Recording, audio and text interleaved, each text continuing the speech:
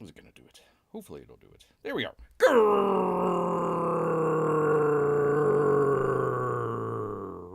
Greetings, humans. Greetings, and welcome back to another fun-filled episode. Bear here, 29-year veteran of the woods, and today, holy cow, it is storming up a storm out there. So Bear is here in the cave, trying to keep dry and a little bit safe as well. Got a little bit of a thunderstorm going on. So if you hear some stuff in the background, kaboom, kaboom. No, Bear isn't being shot at. It's probably just some thunder out there. Yes, indeed. Yes, indeed. Great to see P-Money here. He says, I'm not certain I'll make this one. Oh, my goodness. Well, for crying out loud. P-Money, this show was going to be for you, but, well, we'll just broom everything and go to something else. Go somewhere else. Anyways, great to have everyone else out there. Let's go ahead and just jump right on into it, people. We're going to talk about crazy Brie Larson here in just a second. Some Flash update news here in just a moment. Some other stuff. Hollywood, much like Brie Larson, is broken. Yes, indeed, people. Yes, indeed. But before we get to that, let's go ahead and jump into some great campaign updates. We got some good comics out there, including from your boy Zach. Yes, indeed. He says the Dale Keown cover reveal. He says, hi, everyone. Hiya, boy. I'm very excited to share with you the final cover for the main cover of the soft cover edition of First Kill. That's a long sentence. By living legend. That'd be Dale Keown out here. Let's take a look at this. Take a look. That is the black and white. We saw that the other day. Probably maybe about a month ago or so. And then here's the color. So he actually colored it himself. So it looks pretty good. Looks really, really good there. Probably would have wanted maybe a little bit more red in there just to kind of contrast with the... There's a lot of green going on. A lot of green, and the only blue that you see in there is maybe in the background and his little signature over there. So maybe some more blood on the knife or something like that. Some spots there on his arm could be. He's got that giant vein, maybe artery, I'm not sure. I don't know, it looks a little unnatural there, but there you go. It looks like some good stuff from old Dale Keown out there. Bear does not want to get into all of the drama and the situation behind the Dale Keown stuff out there. Pitt apparently on again, off again. On again, maybe, I don't know. Bear doesn't have time to listen to a 2-hour live stream to figure out what's going on with Pitt. So if anybody has any ideas in the chat, just go ahead and leave them there. We'll figure it out together out there. So there you go. Some great stuff. Great stuff from Dale Keown. Which, by the way, by here, let me see if I can find it. 1 second here, people. Go back. There he is. There. Oh, looking really good. $221,000 for First Kill out there. Bear, hopefully here in the next couple weeks here, can't mark it on your calendar just yet. Bear doesn't know when he's going to do it, but hopefully we've been doing kind of the Rambo watch. We're going to just go ahead and call it the series now, the Rambo watch-along series. We did Rambo First Blood not that long ago. Probably back in December. Yeah, it was Christmas.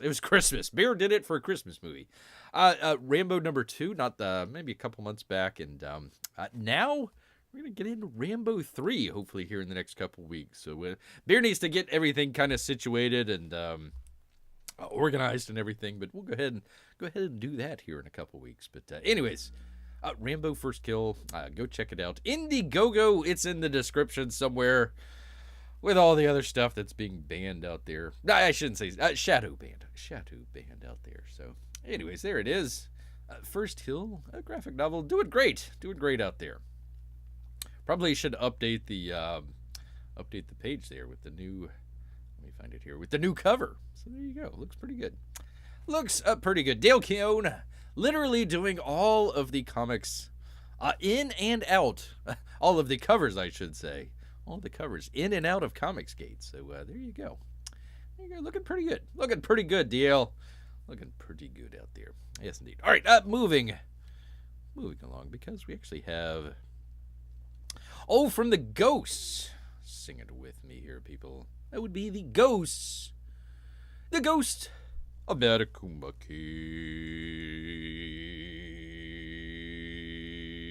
If Bear can get off of it. The Ghost of Matekumbe, people. Yes, indeed. But first, let me see. He's got a... Graham Nolan has a thank you. Thank you. Hello. This is for his other book here. This would be for... Is this part one? Part one of Joe Frankenstein. Actually, if you haven't checked out... hopefully you have. Bear just did a box open on a live show. Let's see, was that last week? I think that was last week, and we finally got around to putting up the box open. So if you want to just check out the regular video, let me see if I can find it here. I will put it into the chat. Pretty good people. Oh, I didn't save it. For crying out loud. Anywho, go check it out on your leisure out there. On your leisure. Anyways, he says, thank you. Thank you, Franken fans. Thanks to all of you that backed this wonderful project. We closed out on Friday night with 1,605 backers. Congratulations. Julie is finishing up the fulfillment on part one. He is gathering files and prepping part two for Page Nation. Page Nation. That would be a good title for a show one of these days. Page Nation. To be able to send it to the printer. If you missed out on part one, it will go up on the Compass Comics website sometime in the next week. And it says, all the best. That'd be from Graham. Yes, indeed. And also from Graham, the Ghost of Matekumbe. He says, hello, Ghoul Gang. The update of week 27. I just finished page 35, and a couple more colored pages came in from Greg. Now that the 2 Joe Frankenstein campaigns are over, I'm looking forward to digging into the swamp. He's actually got... Let me find it here. And he says, hey, look, Aaron Lopresti makes his debut in the story. That does look like Aaron. That looks a lot. Let me see if we can make this a little bit bigger here. Hold on just a second. We gotta do a close-up of Aaron here. Yelling. Angry at something. That is a spot-on likeness of Aaron Lopresti out there. Bringing in the dollars. Bringing in the... Is that a $10? Is it? It's just a stack of $10. Oh, for crying out loud. Aaron Lopresti is being paid off by like 60 or 80 bucks. Like, okay. Here's what we got to do to get to the Ghost of Matekumbe key. Here's $50. No. I couldn't hand you a $50 bill. It's going to be a stack of $10. There you go. I think is it a $10? It's got to be $100. That's got to be $100. It sure does look like $10, though. Sure does. But you know what else it looks like? Aaron Lopresti. There he is. Yelling. That also should be a thumbnail for... a future beer episode here. Aaron just going, rah, rah. Oh, good. P-Money is here, but not sure how long he'll be. Oh, well, same with Bear. We've got thunderstorm warnings, probably tornado warnings, all that sort of good stuff when you live in Florida. So Bear will see how long he stays on here. Anyways, great to see P-Money here. Hopefully you can stick around for a little bit here. All right, where the hell... Getting all turned around here. Turned around because Bear actually had... from Uncle Ethan out here, if I can find it. That's a great shot of Aaron, by the way. Great shot of Aaron. From Uncle E. Salamandroid's death sting has a date with destiny. Hey, Cyberfrog of Wrecked Planet backers. Hello. There you go. There is the... I don't know. I'm not a huge fan of maybe the green, almost puke green color there on the cover there. But okay, maybe they might change it here. Salamandroid's death sting will be in our warehouses on July 17th. There you go. Glow in the dark. He's finally got a hard date. In the meanwhile, he'll be shipping out every Wrecked Planet order we can get. Great book. If you haven't gotten it, hopefully you've got it on order. Really great book out there. So that once the books arrive, we can all wrap up. We can wrap up all Wrecked Planet orders from both campaigns within 2 weeks. He says the honeycomb boxes are going out for. That's a good thing. I know a number of people on the chat, on his chat in there, little getting a little aggravated there. You know, hey, where the hell is my honeycomb? I paid X amount for it. Where the hell is my honeycomb box? That's kind of one of those issues out there where you, ironically enough, you spend more money, but you get it later than everybody else.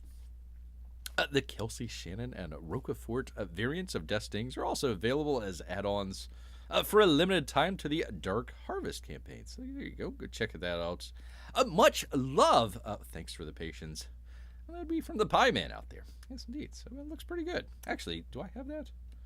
Does Bear have it? Come on, Bear. There we go. There we go. I don't know if that's any better, but there we go. Let me see if I can get that a little bit bigger.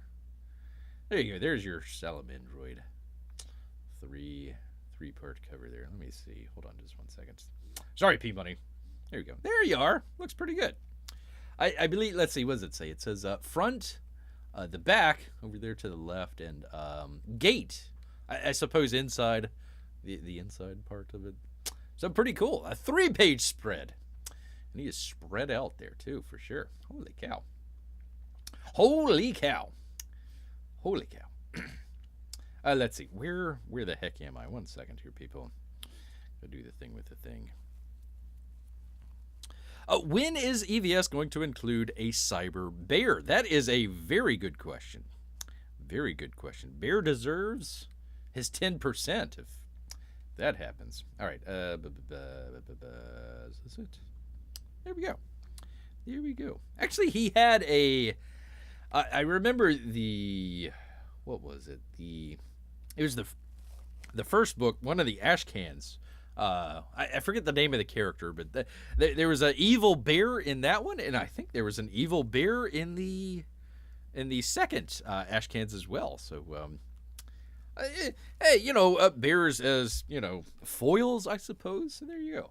I suppose so. Imagine if instead of the cybernetic thing going to a frog, it actually goes to a bear. That would have been interesting. Those bees wouldn't have had a chance. Wouldn't have had a chance at all.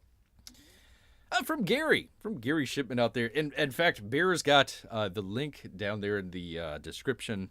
I believe it's Rhoda Shipman's website there. So, unfortunately, Gary got kicked off of YouTube again for whatever reason. So go check him out there.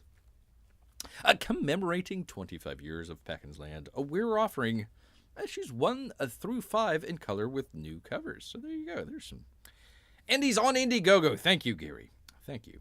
$5 will get you a digital comic. $10 will give you a physical. $30 gets you a hand-drawn sketch. Holy cow. Plus it's signed. Look at that. That's probably worth it right there. Probably worth it right there. $40. I get you 1 through 5 and them signed. 65 gets you the omnibus. Holy cow.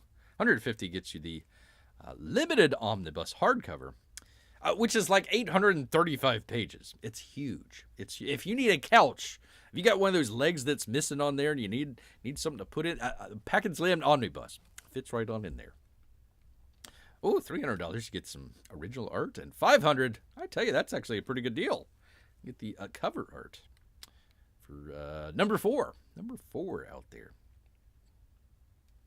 No bears in that cover, though. No bears. Gosh darn it. Are there any in the other ones? He's fighting a raccoon.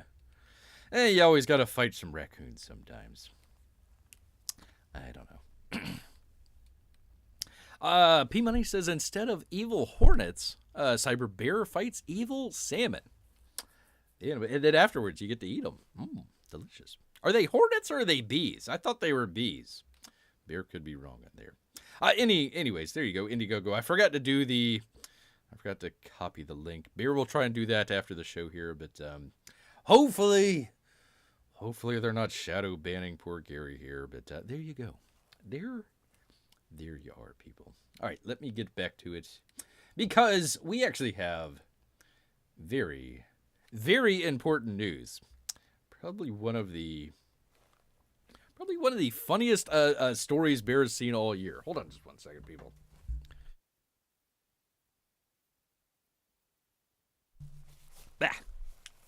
Excuse me. Ah, got hair in Bear's mouth here. How did that get in there?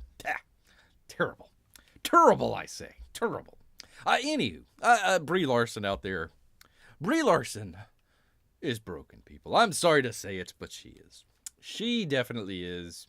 That, according to good folks out here at Bounding Into Comics. John F. Trent with one of the greatest headlines all year long here, people. Samuel L. Jackson says that the election of El Trumpo broke. It broke the Marvel actress Brie Larson. Actor Samuel L. Jackson, who reprises his role as Nick Fury in the upcoming Disney Minus series Secret Invasion, which Bear heard is, par for the course with Disney Plus out there. Probably pretty terrible. Recently revealed that the election of President Donald Trump broke the Marvel actress Brie Larson. How old is Samuel L. Jackson these days? Holy cow, man. Looks like he could be washing the windows on a New York street. Speaking with Rolling Stone's Marlo, that's a real name? Marlo Stern? I don't think that's real. We'll go with it. Jackson was asked, you're going to be in the Marvels with Brie Larson, and you two are good pals. She's got so much hate for playing Captain Marvel from the...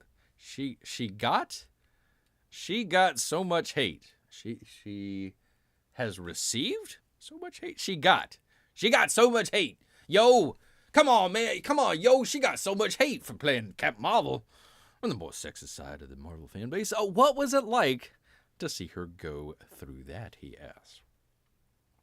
More importantly, P. Money says, Captain Marvel, the character, so bad, they needed to include 2 other Marvels to make a movie.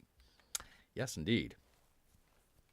Well, you needed one for the butt and one that could, actually act.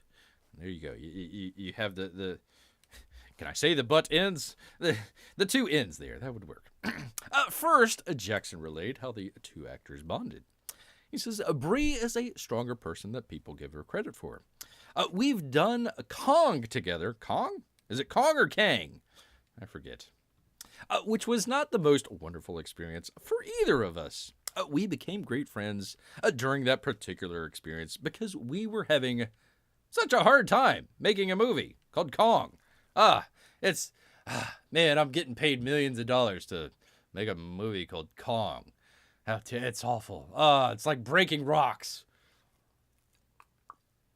Without a hammer, just with your hands. You're like, hi-ya, crack. Then she was doing her movie, The Unicorn Store, and trying to get a particular actor. I was in the makeup trailer with her. Wait a minute. Bear needs to do this as Samuel Jackson. Hold on. Let's try this out. Bear has to do the shouty Samuel L. Jackson here. Then, when she was doing her movie, Unicorn Store, and trying to get a particular actor, mother truckers, I was in the makeup trailer with her, and she was like, why are you trying to hire this actor not trying to get me in your movie? She said, I didn't think he would ever do it, so I will. He was like, mother trucker, let's do it. I think that was pretty close. And then there you go. That's what he get out of all his troubles. Wearing a pink suit. And a tiara? Is he literally wearing a tiara there? Hold on. What the hell's going on with that hair, man? What the hell is going on with that hair? Even Brie is like, what the hell's going on with his hair? What the hell's going on with his hair? P. Money said he watched the new Secret Invasion today. Honestly, I'm intrigued to see where it's going. Probably right into the gutter. One would imagine. Jackson then detailed how they continued to bond when the election of El Trumpo broke her. He relayed.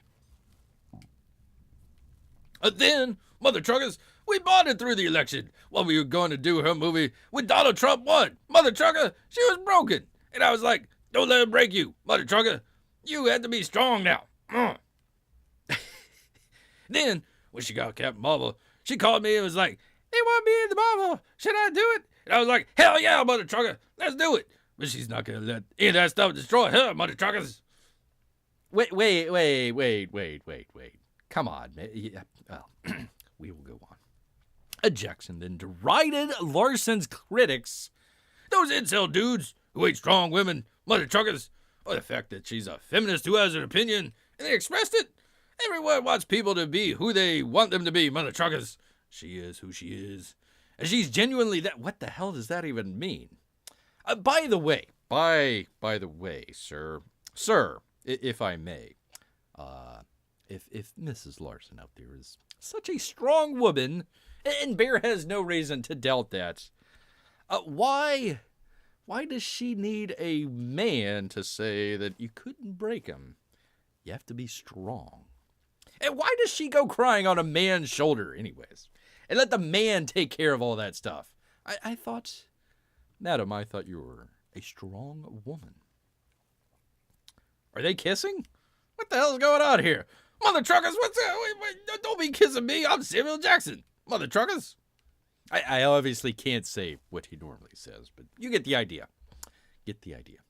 Larson became infamous following her Crystal Awards acceptance speech, where she derided white male film critics. She said during the speech, "I don't need a 40-year-old white dude to tell me what did work for him about Wrinkle in Time." What the hell's a Wrinkle in Time? I don't know. Was that the Ava DuVernay movie? Was that the one? I don't know. Was she even in that? I have no clue. Whatever.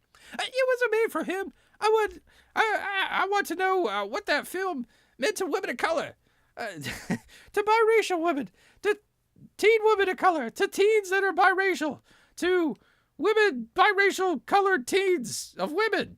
And for the third time, I don't hate white dudes, she said. These are just facts. Pardon me, Bear has to continue here. These are not my feelings, Larson went on to advocate for inclusion writers in film contracts. What? Huh? Okay. Yay. That's what we're fighting for. Inclusion writers. Yeah. You know when they make the statue of Brie Larson, hopefully with a little bit more rounded of a butt there, but when they make the statue of Brie Larson, Brie Larson, a strong female, brought us inclusion writers. There you go. Leading up to and following the release of Captain Marvel, Larson pushed her brand of intersectional feminism while promoting the film. She told in style, "The movie was the biggest and best opportunity I could have ever asked for. It was like my superpower. Like, yeah, this could be my form of activism, doing a film that can play all over the world and be in more places than I can be physically." That's how film works. You're not literally there on stage, Brie. You take a kind of like you take a photograph on your phone. You take the photograph on your phone, and then you look up the photograph like a day or two. You're not there at the beach anymore. You've taken that photograph, so come on, man. That activism included the promotion of inclusion writers, of course. Why not? Which mandates racial and gender quotas for actors and production staff. By the way, oh gosh, I didn't have it. Oh, for crying out loud. Did I not have it? Let me go. No.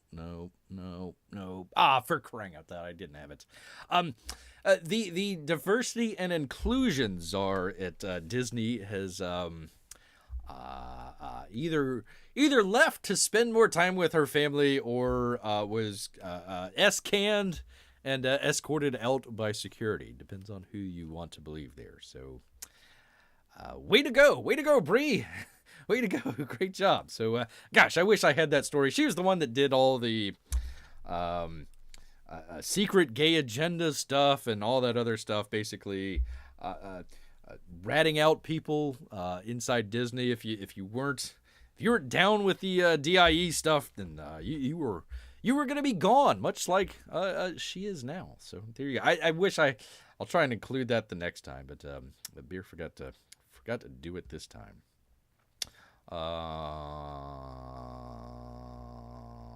blah blah blah blah. This just goes on and on and on, people.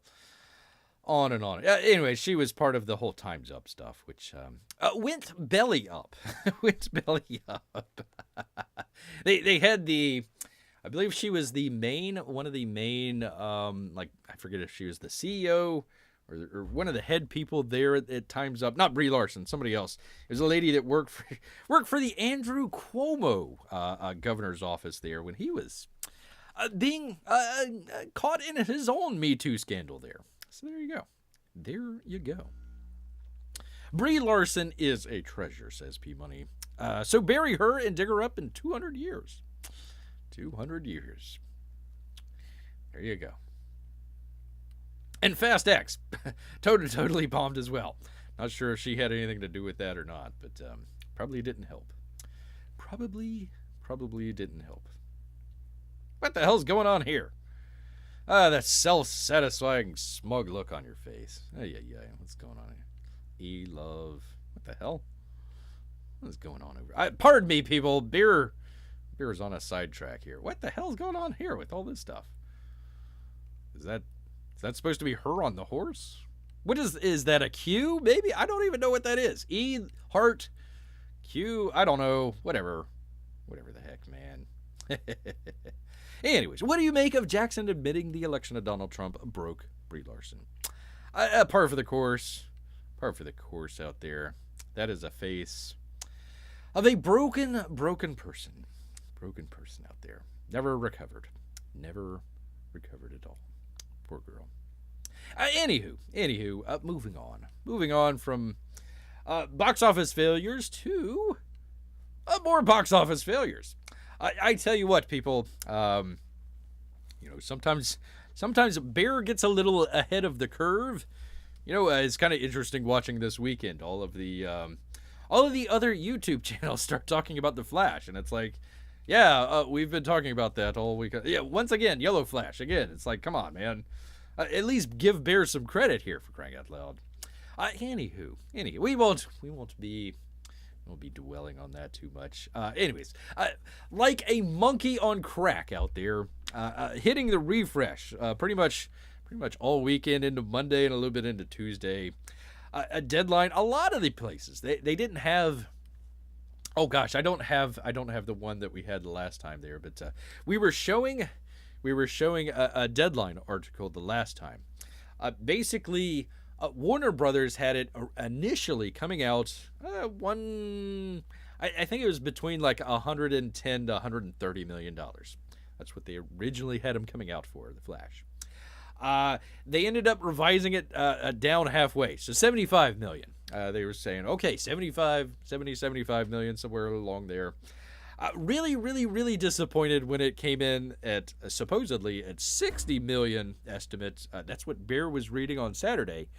Went back on Sunday and they revised it down even further, 55. It was still the here's why everything's going belly up, but they stealthily edited it from 60 million to 55 million. So they've been radio silent here for the past couple days. So this was actually the very first deadline article that actually talked about the Flash and some of the box office returns there. So this is kind of a little bit of an exercise in how to read some of these trade articles and kind of knowing when they're blowing smoke up your backside there. Says the Flash, despite no pizzazz, will remain in charge of the weekend. Well, hey, that is a headline right there. All you do, you read the headline. Wow, Flash, it's not doing great, but hey, it remains in charge of the weekend. Well, that's because No Hard Feelings and Asteroid City are its only competition. So a Jennifer Lawrence film who she hasn't been in anything for 5 years decides to come out and make a really bad comedy. Bear's seen the script. Not very good. Was it Wes Anderson? Wes Anderson that's doing Asteroid City. Very kind of quirky director out there. One very independent movie, one sort of comedy, low-budgeted comedy, probably $40-50 million, somewhere right around there. That's your only competition for the Flash. So they're saying, oh, it's going to remain in charge all weekend long. Yay! They don't really say the Flash completely tripped over its sneakers and fell on his face. Wait, The Flash didn't have the greatest opening ever, SP Money. He is shocked. Shocked, he says. Shocked.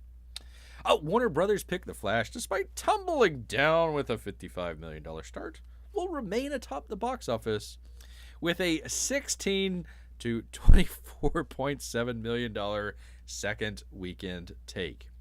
Again, a lot of times it's between 50 and 60% if the movie's kind of bad. They're saying 55 to 70%. So if your movie was on track to make $175 million, okay, people go see it. They saw it the first time. It's not bad, good film or whatever. So it might drop off 50%. So that's what, $75 million. They thought the second weekend was what they were going to originally make the first weekend when they revised everything down. Then they revised it down to 60 million. Now it's down to 55 million. So the second weekend, it's going to make, they hope and pray, 25 million, but maybe 16 million. I forgot to say, Anthony D'Alessandro over at Deadline thinks that's just great. That is abysmal. Even if you take their word, 55 million, let's just say 25 million, it's $80 million, $80 million in 2 weekends. Your film cost of above $300 million. Not only is it tumbling, it's tumbling down the stairs and it broke its neck. There you go. Second weekend take as the marketplace largely takes a breath sans tentpoles before the Disney Lucasfilm Indiana Jones falls flat on its face as well for the Independence Day stretch. And again, the $55 million was for 4 days. 4 days. We'll get into that in just a second, but Friday, Saturday, Sunday.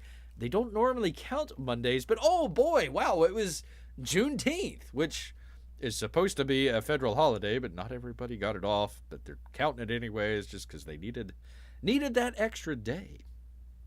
It goes on, it says a lot of deja vu for Warner Brothers when it comes to The Flash. Remember Ryan Reynolds, the Green Lantern back in 2011? No. That was also an attempt to start a DC franchise off of a deep universe character. I might get a little bit of feedback here, especially from Uncle Lee. Probably would say The Flash is maybe a second tier. You'd have Superman, Batman, maybe Wonder Woman, top tier. The Flash, Aquaman, maybe second tier. You maybe could say Green Lantern is second tier, maybe. I wouldn't call either of them deep universe, though. Correct Bear if he's wrong out there. P-Money says he is very curious to know if Indiana Jones has a big opening weekend, but then see if it has a massive drop of the next weekend. Probably. Probably. Let me go to live chat here, just in case I'm missing anything. There we go. Oh, I need to do it here as well. Hold on 1 second, people. Do the thing with the thing. I got to interact with this. Do that. There we go. Cool. Ah, gosh. Stupid block. Gosh darn it. Anywho. I don't know if it's going to do a great opening weekend Indiana Jones in the first place. There's a lot of negative reviews out there. We'll see. Well, probably people are like, okay, what are we gonna do on July 4th? It's raining or something like that. Hey, let's go check out Indiana Jones. But yeah, probably that first weekend might do all right. Second weekend, not so much.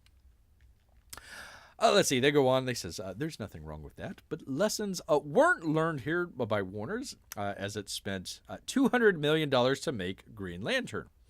All right, watch what the right hand is doing, and then the left hand, and $200 million to make The Flash, a price tag deemed too high by sources to start a potential franchise.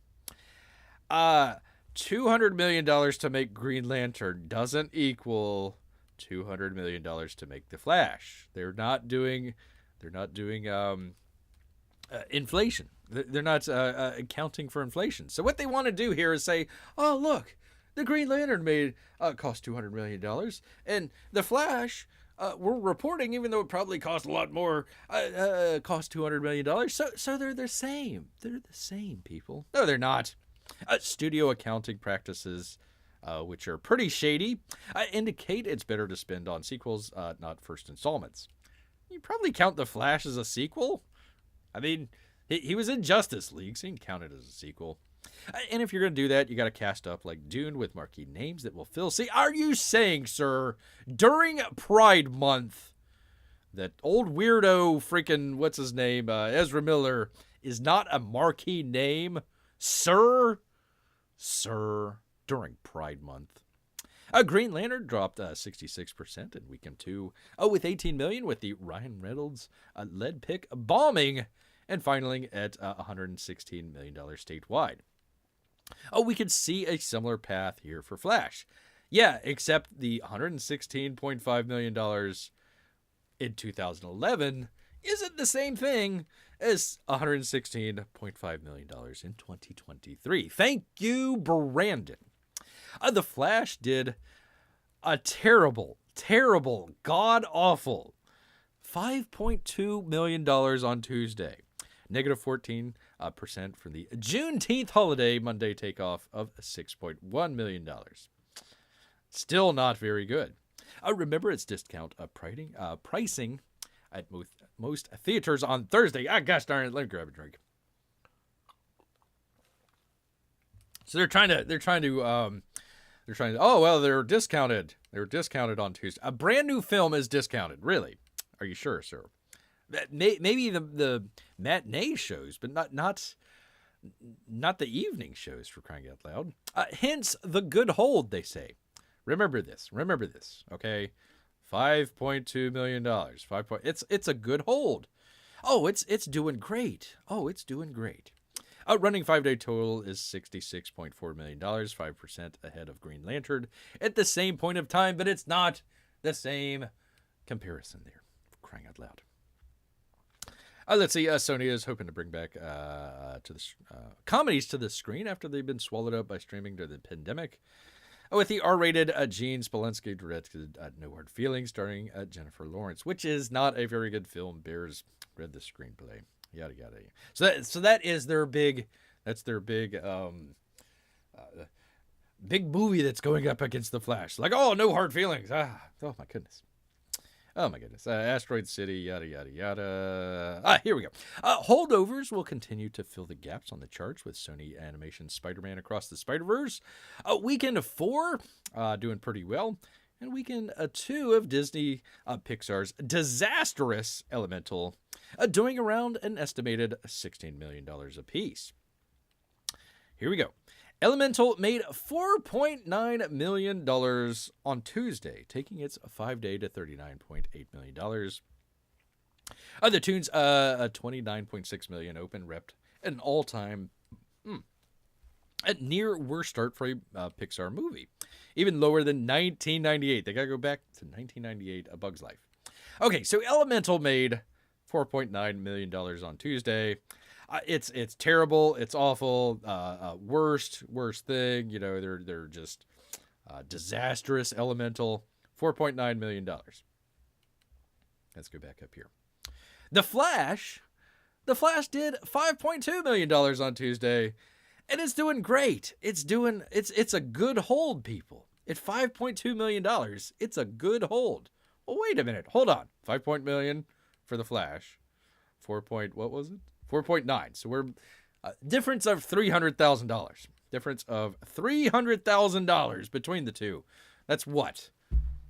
8? Let's just call it 10, maybe, fully packed movie studios or movie theaters. That's the difference. That's the difference between the two. So deadline here is, The Flash is doing great. $5.2 million. Where was it? Pardon me here, people. Anyways, the other one, there we go, $4.9 million, and it's awful. It's only a difference of $300,000. So this is why they're so disingenuous. This is why people do not trust people in Hollywood. Deadline, they're supposed to be reporting this stuff. They're supposed to be reporters out there. They're supposed to say, okay, this is what it made.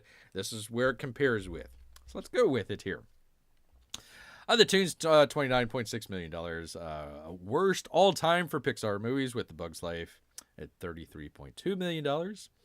And that was in 1998. And then they're all going back to Toy Story back in 1995 with $29 million. Not adjusted for inflation. So they haven't done any of that stuff. So they're trying to compare this stuff when it's not comparable. And then they're trying to say how great everything is when it's not. Not at all, people. Spider-Verse, now at $290 million, will cross $300 million by Friday. Can it overtake Disney Marvel's Guardians of the Galaxy Volume 3? Probably. As the highest grossing movie of the summer? No, it's not. What the hell? No, it is not. Once again, these people are complete liars. Guardians of the Galaxy is not the highest grossing movie of the summer at $346.4 million. Bear, luckily, I don't know if Amy's watching or listening out there. Forgot to have it the last time. She was asking about Super Mario. Let's take a look at Super Mario Brothers. Super Mario Brothers. Let's see. All releases. Domestic, $572 million. International, $758 million. For a total of $1 billion, $333 million. So actually, hold on. Let me go back. So what was it? $1,330 million, and they're saying, "Oh, look, Guardians of the Galaxy at $346 million is doing great." No, not even close. It's just slightly higher than the extra comma over here on the worldwide release. The only thing maybe they're talking about is this was released in April. So maybe it might not be considered a summer film there, but once again, a little bit of distraction, a little bit of chicanery out there, chicanery from Deadline. As we told you over the weekend, despite the fallout of The Flash and Elemental, the domestic box office is extremely healthy. No, it is not, given all the product on marquees. Yeah, just because they're spending money and putting ads into Deadline doesn't mean that it's doing great. People are going to the movies. No, they're not. The 4-day holiday, just this last weekend, they didn't go to The Flash, did they? No. The 4-day holiday weekend finaled at 194.6 per ComScore rather. Now, here they go. Plus 17 from the Juneteenth holiday a year ago, when everybody was still locked up in their home in most states. The total domestic box office for January through June 19th totaled $4.1 billion. That's 22% from a year ago. Oh, wow, it's doing great. Oh, the box office is doing terrific. No, it's not. This year's box office is down 20% from 2019. So they're trying to take it from a year ago, which was less than the kind of, if you can kind of call it normal situation out there. 2019, that's compared to 2023. It's down 20%. So when they say, oh, look, it's up from a year ago, well, it's still down 20%. You might have came up a couple percentage, but it's not 22% from 2019. So there you go. Once again, Deadline completely lying to you from the headline to the last sentence. Everything in between there. Obfuscation. Oh, look, we're putting out numbers here. We're a legitimate press office out here at Deadline. Look, these are great numbers. No, they're not. Not at all. Not at all. And then they try to play. I mean, they're trying to do, let's go back to 2011 with what was that? The Green Lantern, or what was it? 1998 with A Bug's Life. We got to go back nearly 30 years. Nearly 30 years ago to compare some stuff for their terrible Pixar movie out there. So there you go. If Ezra Miller and Brie Larson did a movie together, which one would tank it more? If Ezra Miller and Brie Larson did a movie together, okay, which actor or actress would tank it more? Ooh, that's a good question.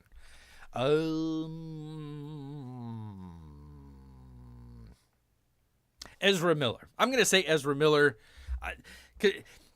he doesn't have the female draw, much less the male draw. So Brie Larson, I mean, look, I mean, she's still attractive. She's still an attractive actress. If she wasn't so stuck up about things, she could probably turn things around. Not being a witch out there. So she still has draw out there. She's a good actress. It's just her.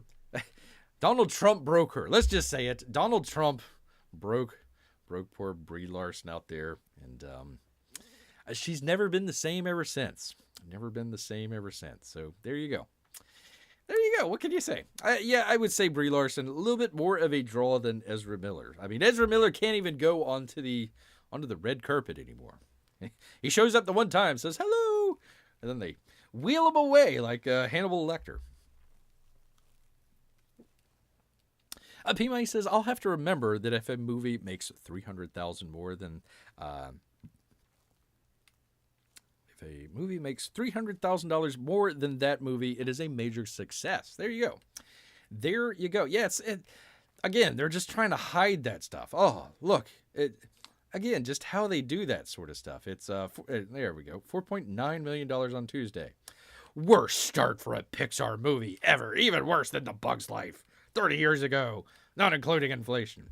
And then up here, The Flash did $5.2 million on Tuesday. It's a good hold. Oh, it's doing great. Oh, glory days are upon us again. Not really. $5.2 million for a $300 million film plus. In its first week, that's terrible. That is god awful. God awful. People need to. If it was in Japan, if the Super Mario Brothers did numbers like that, they would be committing seppuku right there. Who is this? Sony? Is it Sony? Universal. They'd be committing seppuku there at the Universal Pictures office.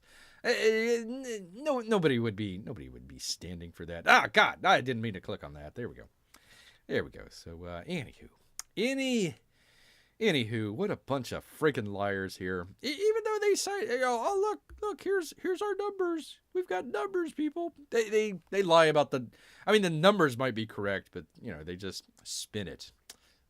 I thought that was funny.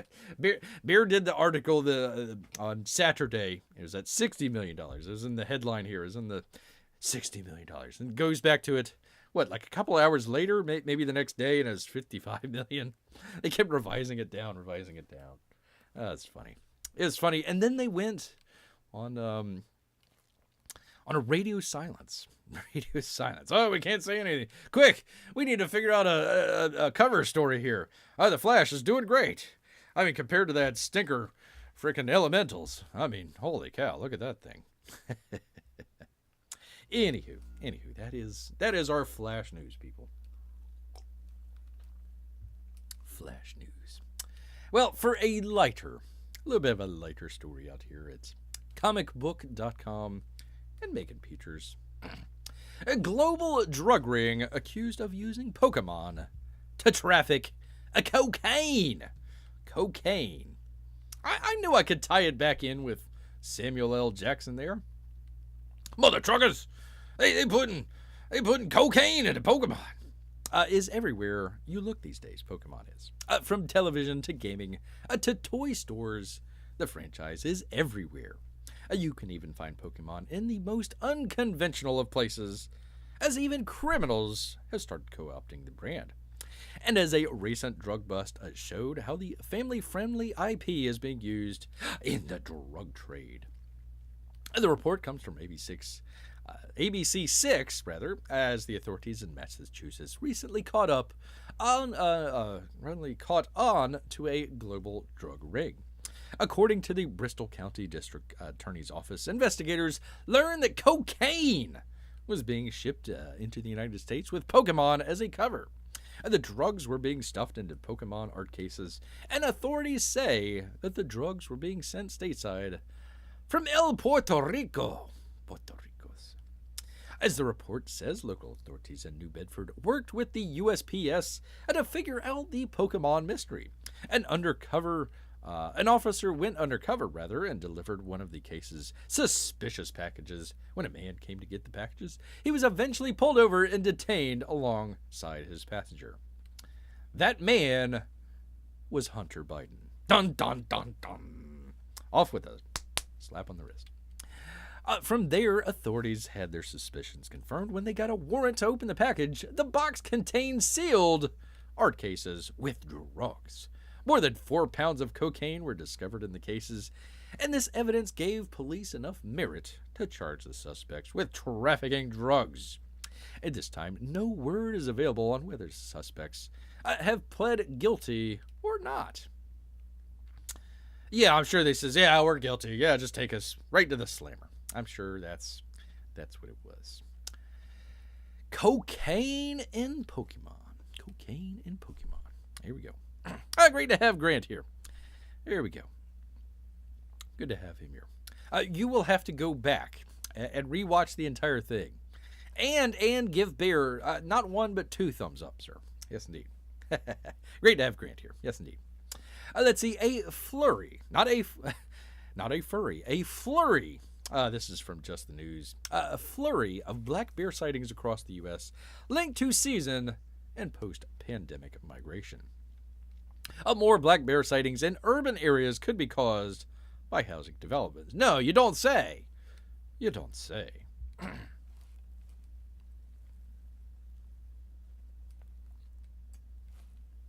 Well, you can do push-ups if you want, Grant. That is up to you, sir. Black bears are showing up recently in places you may not expect. Just the News and Keen Grier. From North Carolina's Outer Banks to the Washington, D.C. area. Actually, bear was just out there in North Carolina at Bear Island. Bear Island. One of the most recent sightings occurred Tuesday morning when residents found a black bear sitting in a tree in a suburban Washington, D.C. The bear is still on the loose and following and the sighting following one. Sighting. I was like, what the hell? Sighting, yes. Following one June 9th, right at the nation's capital. He wasn't inside, was he? He's not gonna be held in like solitary confinement for like 3 years, is he? Oh, for crying out loud. He just went onto Nancy Pelosi's desk and just put his bare legs up there, and I tell you, had the Viking hat on, all that stuff. Residents saw a bear climbing in the trees and roaming city streets. Oh my God. This isn't the first one, and it probably won't be the last, said Chris Schindler, Vice President of Field Services at the Humane Rescue Alliance. Well, that's an oxymoron right there. We're always prepared for something a little bit unusual. The bear was eventually captured by authorities and released in a rural area of Maryland. He'll just find his way back. Wildlife education organization Bearwise said the uptick in bear sightings during the early summer is attributable to a few factors, including males traveling in search of mates. Hey now, and juvenile male bears wandering off their homes for a new place to live after hibernating during the winter. America's moving into newly built exurbs, often once the forested home of some bears. That's bears' problem right now. Is another factor. You don't say. I mean, it's not like bears are moving into like apartment complexes or anything, for crying out loud. Ooh, hey, actually, that might not be a bad idea. If bear could get a good rent on apartment somewhere, it might be good. To be sure, migration patterns in this country have long brought people face to face with wild animals, from the days of early settlers and pioneers. Still, Bearwise acknowledges the exodus from cities to more rural areas during the Wu flu pandemic. Thank you, China. Thank you, Eco Health Alliance. Could have accelerated the recent series of black bear encounters. In Tennessee, where black bear spottings are more frequent, officials say the population dropped after European settlement. Gee, I wonder what happened. I wonder what could have happened to cause the bear population to drop. I wonder Wonder what it could be. Man, I'm just scratching my head here. But as the result of conservation and management efforts, black bears are making a dramatic comeback. That's right.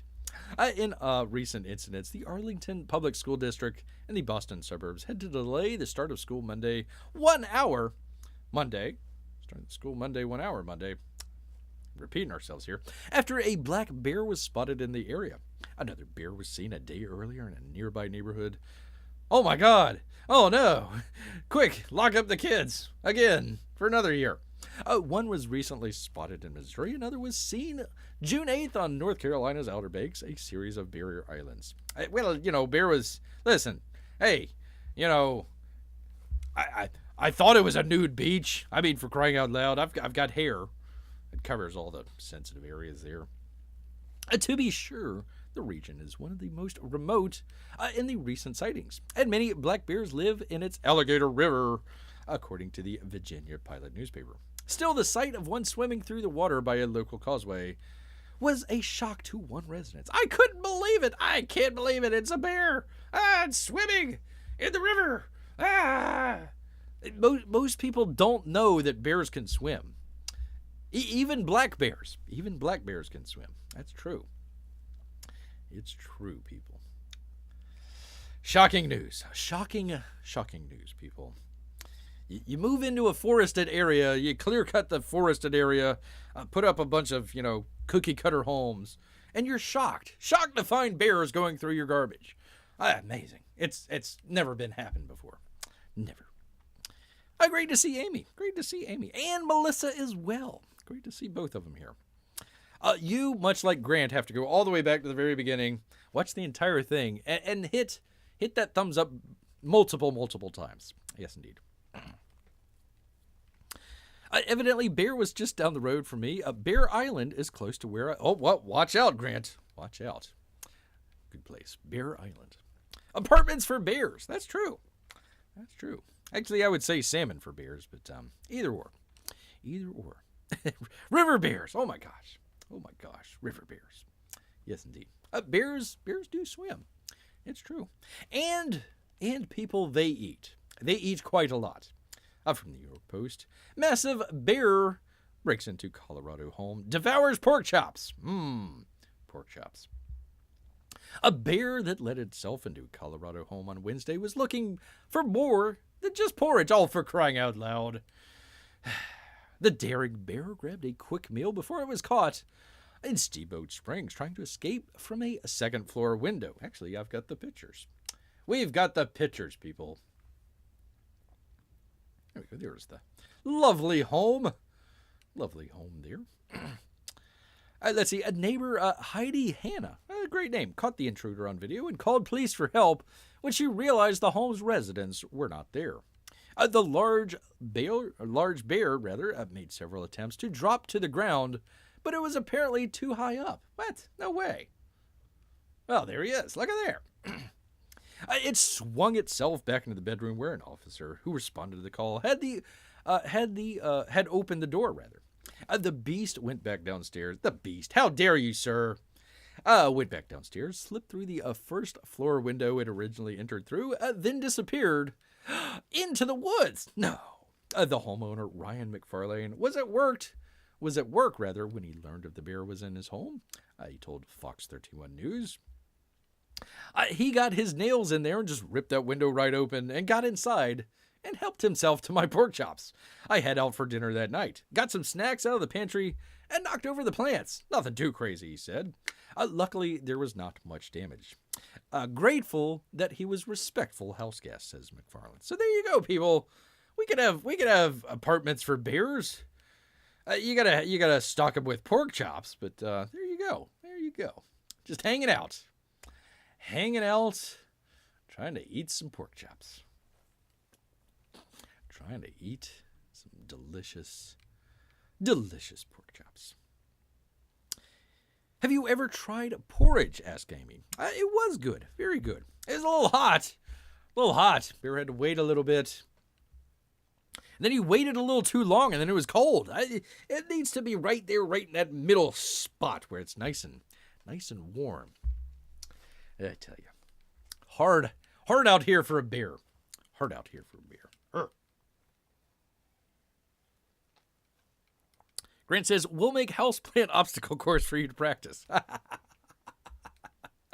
Those houseplants are no match for beer. Not at all. Not at all. Well, from one food group to another, people, beer knows his audience. Beer knows his audience. Also from the New York Post, by way of the Associated Press, U.S. approves nation's first lab-grown meat. Not pork chops, but it's chicken made from animal cells. We actually had a story about this a while back. There. For the first time, U.S. regulators on Wednesday approved the sale of chicken made from animal cells, allowing 2 California companies to offer, quote, lab-grown, meat to the nation's restaurant tables and eventually supermarket shelves. The Agriculture Department gave the green light to Upside Foods and Good Meat, as opposed to bad meat. Firms that have been racing to be the first in the U.S. to sell meat that doesn't come from slaughtered animals. It's now being referred to as quote-unquote cell-cultivated or cultured meat as it emerges from the laboratory and arrives on dinner plates. Grant says, I'll pass on the fake meat and the bugs. They'll make artificial bugs here shortly. Where was I? Whoops, gosh darn it. Come on, man. The move launches a new era of meat production aimed at eliminating harm to animals and drastically reducing the environmental impacts of grazing. Growing feed for animals. And hey, now, listen. Hey, we don't come to your house and look in your toilets. Animal waste, for crying out loud. Instead, all of that land and all of that water that's used to feed all of these animals that are slaughtered, we can do it in a different way. Yes, turn all of that back to forest land. So beer's got some place to go, people. It says Josh Tarek, a co-founder and chief executive of Eat Just, instead of Just Eat, which operates Good Meat instead of bad meat. That's it. That's your chicken right there. Stupid Boca. For crying out loud. Boca. I tell you. Anyways, there it is. There is your artificially made meat. The companies received approval for federal inspections required to sell meat and poultry in the U.S. Well, it's not meat. The action came months after the FDA deemed that products from both companies are safe to, quote-unquote, eat. A manufacturing company called Join Biologics, which works with Good Meat, was also cleared to make the products. You know, when you want to get a nice juicy piece of chicken out there, best place to go is to a manufacturing company. Cultivated meat is grown in steel tanks using cells that come from living animals, a fertilized egg, or a special bank of stored cells. In Upside's case, it comes from large sheets that are then formed into shapes like chicken cutlets and sausages. A Good Meat, which already sells cultivated meat in Singapore, the first country to allow it, turns masses of chicken cells into cutlets, nuggets, and shredded meat and sastés, whatever. It kind of jumps over the whole turns masses of chicken cells through the process of cancer. That's how they turn massive amounts of cells to grow. It's cancer. It doesn't give you cancer, possibly. It's just the same process that the cancer process comes from. There you go. But don't look for this novel meat in the grocery stores anytime soon. Thank God. Cultivated chicken is much more expensive than meat from whole farm birds and cannot yet be produced on the scale of traditional meat. Says some vegetarian at Berkeley. The company plans to serve the new food first in exclusive restaurants. Upside is partnered with a San Francisco restaurant called Bar Crin. Is there anybody still in San Francisco? While good meat dishes will be served at a Washington, D.C. restaurant run by chef and owner Jose Andres. Company officials are quick to note that the products are meat. Listen, people, these products are meat. Come on, man. Not substitutes like the Impossible Burger or offerings from Beyond Meat, which are made from plant proteins and other ingredients. He just had his first chicken sandwich and was so happy about it. He says, manufactured chicken. That's great.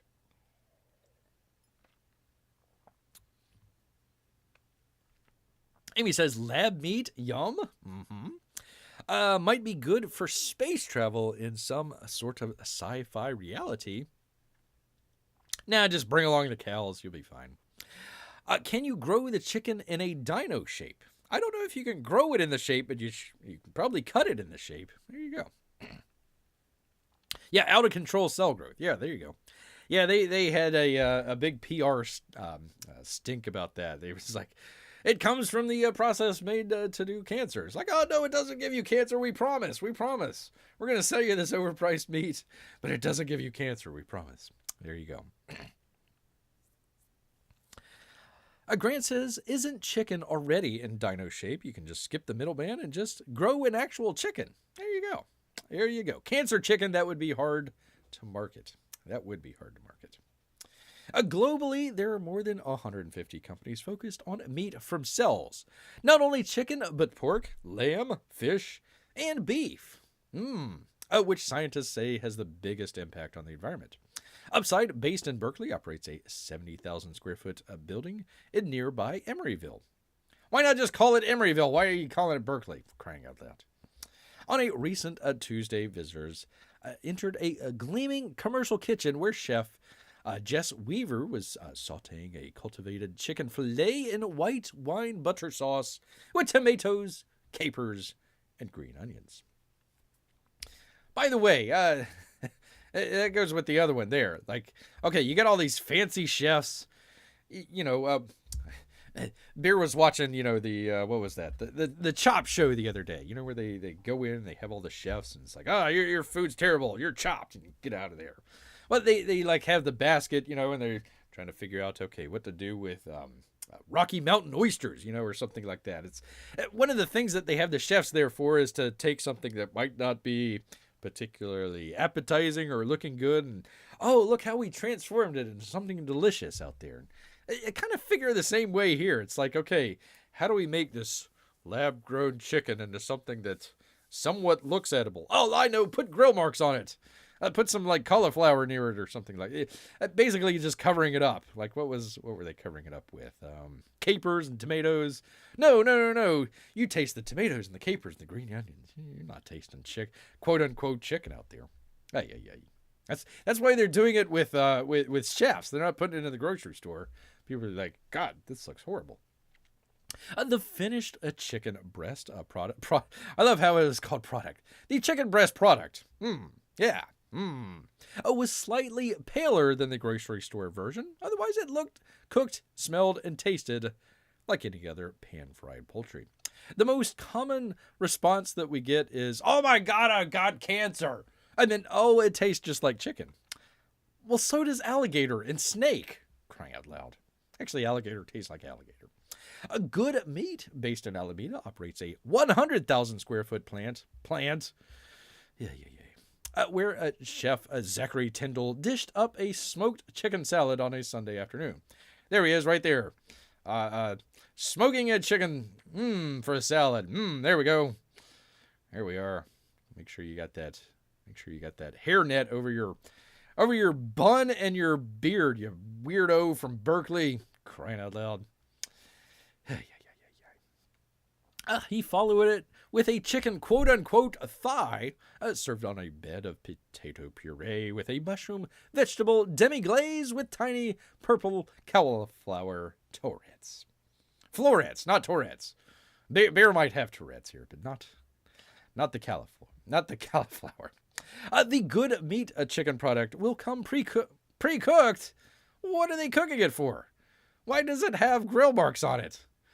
Look, it's got grill. It's already come pre-cooked. For crying out loud. requiring only heat to use in a range of dishes. Chen acknowledged that many customers are skeptical, even squeamish, what? No way, about the thought of eating chicken grown from cells. We call it the ick factor. I call it the puke factor. The settlement was echoed in a recent poll conducted by the Associated Press. Blah, blah, blah, blah. Half of the U.S. adults said that they are unlikely to try meat grown from cells, using cells from animals. When asked to choose from a list of their reluctance, most who said they would be unlikely to try it said, it just sounds weird, and it's gross, and God, we are only like 2 steps away from Soylent Green.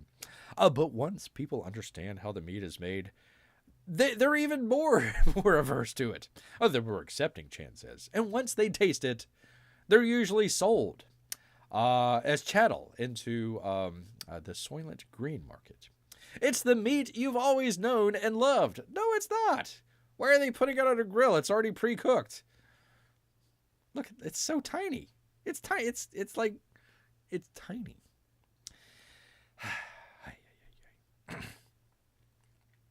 Yes, dinosaur chicken, says Amy. Let's see. Like the shows, there's been a while seeing one, though. Oh, okay. Amy says, this makes me think of those hot dog Jell-O molds. Well, actually, it's still meat, though, supposedly. It's probably edible, says Amy. Question mark? Question mark? Why is he putting it on the grill when it's already pre-cooked? I don't know. Corn-shaped cornbread molds used to be pretty common. I don't know what you're talking about. Oh, for the hot dogs. There we go. Okay. Took Bear a second here. Let's see. Good meats products are created from a master cell bank formed from a commercially available chicken cell line. Once the cell lines are selected, they're combined with a broth-like mixture that includes the amino acids, fatty acids, sugar, salts, vitamins, and other elements cells need to grow. Inside the tank called cultivators, the cells grow, proliferating quickly. Sounds fantastic. At upside, muscle and connective tissue grows together, forming large sheets. About 3 weeks, the sheet of poultry cells are removed from the tanks and formed into cutlets, sausages, and other foods.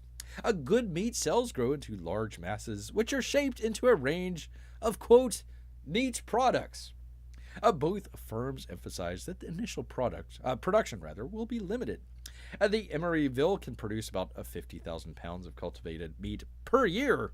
That doesn't sound like a whole lot. Though the goal is to expand to 400,000 pounds per year. Doesn't sound like a whole lot. By comparison, the U.S. produces about 50 billion pounds of chicken per year. That's a lot of chicken. Holy cow. Holy cow. It could take a few years before consumers see the products in more restaurants, and 7 to 10 years before they hit the wider market. Cost could be another sticking point. Neither upside nor good meat officials would reveal the price of a single chicken cutlet, saying that it's only been reduced by orders of magnitude since the firms began offering demonstrations. Let me grab a drink. Crying out loud.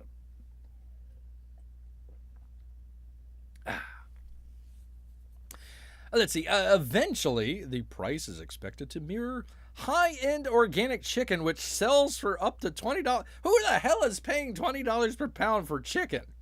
What the hell? And that's eventually. That's like it'll eventually be maybe $20 a pound if we do everything right. In 10 years, we might be able to get the cost to $20 per pound. Yay! So I guess it's a positive that only millionaires and billionaires are going to be able to afford the quote unquote processed organic chicken there. San Martin says he's convinced that that cultivated meat may wind up being an alternative to traditional meat. For rich people, I knew it. But will do little for the environment if it remains. Please, dear God, remain a niche product. If some high-end or affluent people want to eat this instead of a chicken, it's good. It's quote good. He said, will that mean you will feed chicken to poor people? Honestly, I don't see it. You mean chicken product or actual chicken? I think poor people will still eat the chicken. I don't think they'll go to the lab to pay $20 per pound for your freaking Franken meat. Crying out loud. That's why they're doing it at the high-end restaurants. They probably charging like $100 a bowl for your manufactured meat there with more toppings than actual meat. Like here's your, that's not even a pound. You know, it's probably like $100 for that little, probably $100 for that bowl right there. There you go. Yeah. Let's see. Amy asks, so he thinks poor people shouldn't be allowed to eat. I think this sentence is really poorly worded. I'll read it again just in case. If some high-end or affluent people want to eat this, the product, instead of a chicken, it's good, he says. Will that mean you will feed a chicken to poor people? Honestly, I don't see it. I think he's talking about the Franken chicken here. I don't think. I think there was I think there was something missing in between there. Chicken is one of the most worldwide, in any poor country you'll see, they've got chicken. Any poor person you're out there, you're gonna probably see chicken before you see beef. So I think people are gonna still have their chickens, and it'll be the hoi polloi that'll say, listen, I paid $100 for this bowl of fake chicken. Aren't I? You know, they'll be doing the Instagram stuff, and oh, look, he's an influencer. I'm going to go eat fake chicken now because, you know, whoever, Kim Kardashian ate it. Yay. Like, who cares? Who cares? So, anyways, they came up with technology to feed very wealthy people very small amounts of chicken grown in a lab. I'm sure that was worth it. So I guess for all the vegans out there, you can say, oh no, it's meat, but there wasn't any animals killed in here, so you're a good, is it vegan or vegetarian? You're a good vegan by having this meat grown in a lab. So I think that's what they're talking about. Let's see. Let me go back. Let's see. Grant says corn-shaped. Oh, I already read that. They're making cornbread but shaped like corn on the cob. I think I've seen that. Amy says, I've heard salmon is so efficient at growing that it converts its feed into meat nearly 1-to-1. So just eat salmon. That's Bear's response. That is Bear's response. The rich can eat the spooky chicken. Yes, indeed. And the people from Antifa can go eat the rich people. There you go. Why not clone exotic meat? Asked Amy. Oh, like Jurassic Park. Oh, there you go. You get the DNA. You get the DNA from the mosquito. Man, oh man, you could have brontosaurus burgers. Oh man, we are on to something here. Forget the chicken. I mean, chicken's just a small version of a dinosaur. Ooh, T-Rex. T-Rex burger. The burger that bites you back. There you go. Oh man. What are these idiots doing growing chicken? We need to grow dinosaurs. In a lab, just the meat. I mean, we're not going to repeat the whole, nature finds a way, and the dinosaur escapes and T-Rex swims to was it San Diego in that second movie? They swam to frickin' San Diego and knocked down the 76 sign and rampaged through San Diego. We're just gonna grow the meat. Gosh darn it! We're not gonna grow the entire dinosaur. Just the meat. Talk about a circle. There. Man, oh man, we were talking about dinosaurs or chicken cutting dinosaurs. Let's just cut out that middleman and just go straight to the dinosaurs. There you go. Actual dino nuggets. Thank you, Amy. There we go. That is our good idea for today. Yes, indeed. Oh, by the way, Amy, I'm sorry. The the last time she was asking Bear. I'm gonna circle back around here. Amy was asking Bear how good the Super Mario Brother was doing last time. So Bear didn't have it on hand there. Probably was, number 6 or 7 on the, I think they only did like the top 5 or something like that. So Super Mario is probably number 6 at the time. Let's see, how long has that been out? Since April 5th. So what? Almost 3 months. Almost 3 months there. Anyways, domestic, it made $572 million. International, $758, with a worldwide gross of $1 billion, $330,919,706. $706. There you go. So there you are. Box office. Let me see if this will go into the chat. Yes, Bear finally found it. There you go. Check that out if you so desire. So there you go. Looks like they say domestic. I'm not sure if that's domestic like U.S. or domestic Canada, U.S., and maybe Mexico. Let me see. Croatia. Kenya. Man, oh man. Let's see. No, it didn't count Mexico. Canada isn't in Latin America. So it must just be U.S. and Canada then. So might be a little higher than just the domestic U.S. total. But there you go. There you go. Let's see. Japan. Look at there. Japan did really well. $88 million gross in Japan. Released on the 28th. So it was a little afterwards. Almost a month afterwards. Let's see. Bangladesh. Let's see. Opening day, it made $657. So I'm sure all 12 of those people enjoyed their film in Bangladesh for a total of $8,631. Which is probably still more than The Flash is going to make next weekend. So thank you, Bangladesh. $657. All one theater open there in Bangladesh. Even Sri Lanka just trounces Bangladesh there.